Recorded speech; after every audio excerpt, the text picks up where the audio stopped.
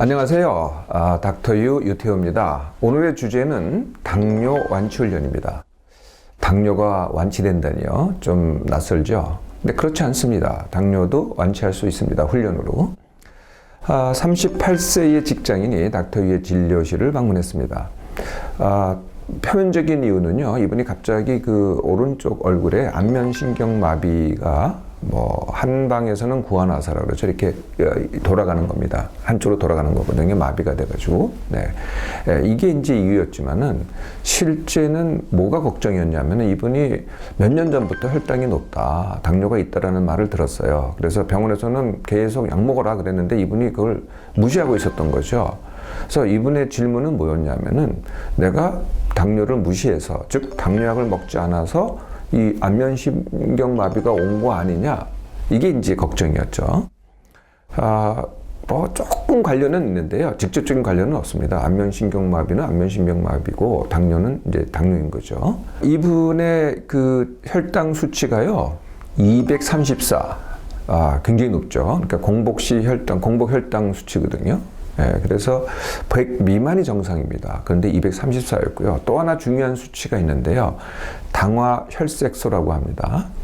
혈당은 그 순간에 혈액의 혈당을 측정하는 거고요.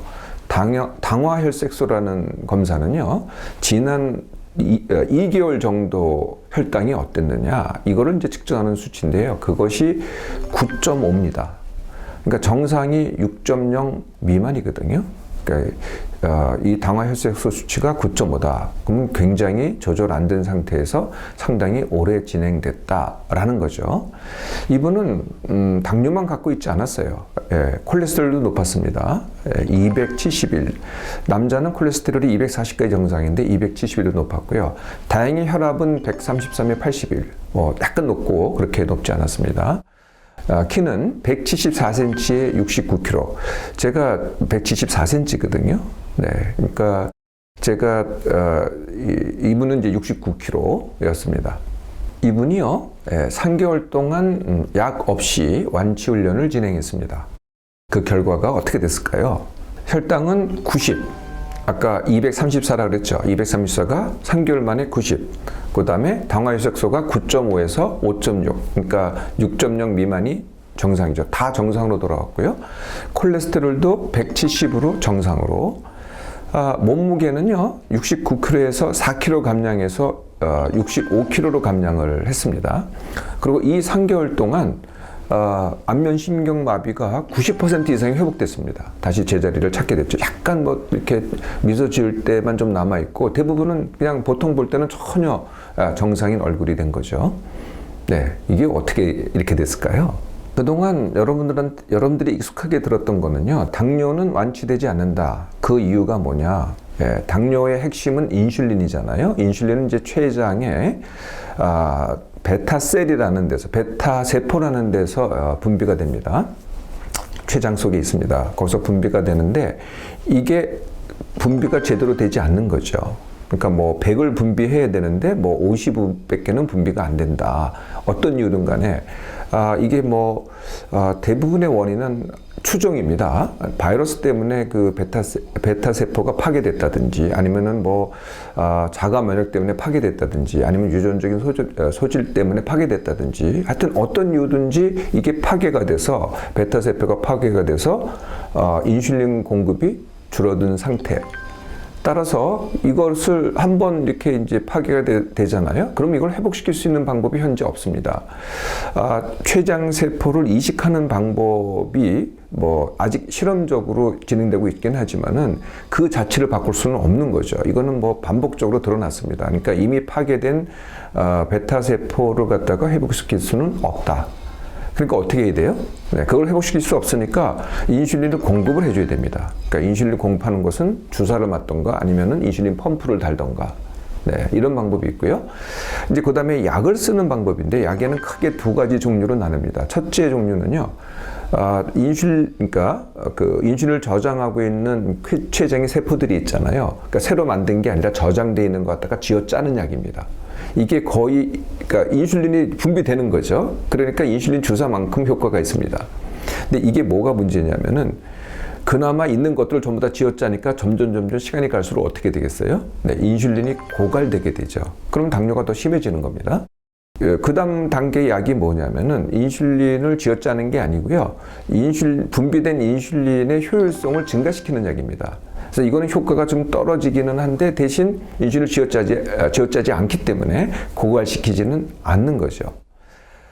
이런 방법들입니다. 그런데 이런 방법들을 사용한다고 당뇨가 완치되는 거 보셨어요? 결국은 진행이 됩니다. 그래서 아마 주위에서들 보셨을 거예요. 당뇨를 오래 앓는 분들이 결과적으로 어떻게 되느냐. 뭐 여러 가지 이제 합병증이 생기기 시작하는데요. 실명을 합니다. 뭐 신장병이 생겨가지고 신부전이 생겨서 투석을 합니다. 네, 그렇지 않으면은 심장병이 생기거나 아니면 뇌졸중이 생기거나 아니면 이런 말도 들어보셨어요? 다리가 썩어가지고 다리를 절단했다. 네, 과거에는 이런 문제가 되게 많았는데 요새는 그래도 관리를 좀 해서 이런 합병증이 적긴 합니다만은 결국은 진행돼서 결국은 당뇨는 완치되지 않고 끝까지 가면 악화가 된다는 거죠. 자, 그러면 완치 훈련은 도대체 어떻게 하는 거냐? 지금 50으로 줄어든 인슐린 갖다가 훈련으로 네가 더 늘릴 수 있느냐? 그게 아닙니다. 그게 아니고요. 내 몸의 인슐린 부족이라는 것은 췌장에서 분비하는 인슐린 공급이 내 몸에서 요구하는 양보다 적다는 거거든요. 그러니까 내 몸에서는 100을 요구를 하고 췌장에서는 50밖에 분비를 하지 않는다는 겁니다. 이 상태가 인슐린 부족이죠. 그런데 췌장의 공급을 늘릴 수는 없어도 뭐를 바꿀 수 있을까요? 네, 내 몸의 인슐린 요구량을 줄일 수 있습니다. 훈련에 의해서. 네, 여기에 주목을 하는 거죠. 완치 훈련은 바로 이 원리입니다. 어떤 요인들이 내 몸의 그 인슐린 요구량을 높일까요? 네, 그걸 알면은 그렇게 하지 않으면은 요구량을 줄이게 되겠죠. 네, 가장 큰 요인이 몸무게입니다. 몸무게가 크면 클수록 인슐린 요구량이 늘어나겠죠. 이건 뭐 금방 짐작이 되시죠? 근데 숨은 요인이 5가지나 있습니다. 네.